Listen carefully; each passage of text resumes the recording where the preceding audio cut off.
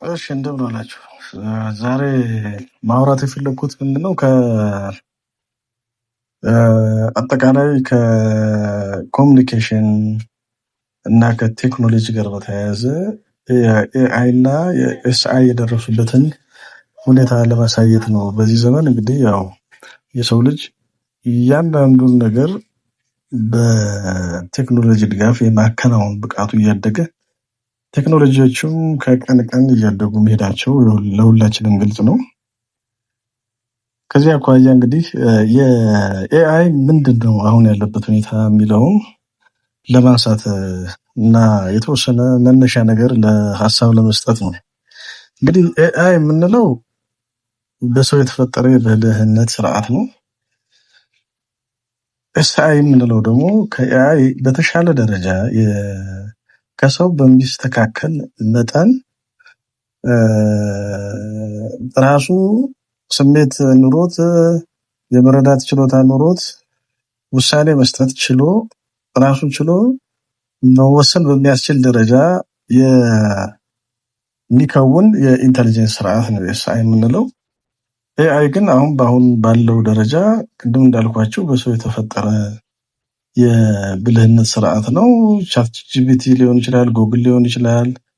የተለያዩ አሁን እንጠቀምባቸው ዳታ ወስደው ዳታን በማረም ረገድ የሚሰሩ በሕክምና በማኑፋክቸሪንግ በተለያዩ ዘርፎች የተሰማሩ የኤአይ ቴክኖሎጂዎች ናቸው።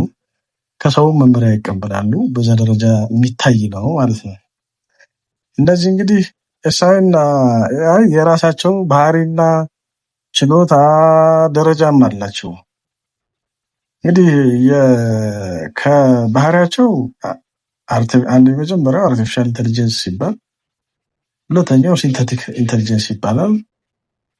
በደረጃ ዛሬ ኤአይ አሁን ባለው ደረጃ የምንጠቀምበት ሲሆን ኤስአይ ደግሞ የፈጠራ የወደፊት ደረጃ ላይ ያለ ነው።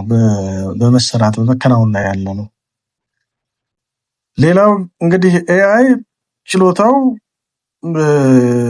አቅም ያለው ማለት የአቅም ያለው እኛ የወለድነው አቅም ያለው የብልህ ስርዓት ነው ማለት ነው። ያኛው ግን ሙሉ ብልህነት ሊኖረው የሚችል እንደሆነ ይገመታል። ኤስአይ የምንለው ኤአይ ስሜት የለውም፣ ኤስአይ ግን ሊኖረው ይችላል ተብሎ ይገመታል። ውሳኔ አሰጣጥን በተመለከተ ኤአይ ትዕዛዝ ያስፈልገዋል፣ መመሪያ ይቀበላል። ያኛው በራሱ የሚወስንበት ሁኔታ ሊኖር ይችላል የሚል ነገር ተቀምጠዋል። እንግዲህ በመጠቀም ረገድ አሁን አርቲፊሻል ኢንተሊጀንስ ሲባል በስፋት እየተጠቀምንበት እንገኛለን። በተለያየ መንገድ ሰው በፈለገው መንገድ ሙዚቃ ሰርታ ያሰጠኝ ቢለው ሰርቶ የሚሰጥበት ሁኔታ፣ የተለያዩ ሶፍትዌሮችን ሰርታ ስጠኝ ብትለው ሰርቶ የሚሰጥበት ሁኔታ ላይ ተደርሷል።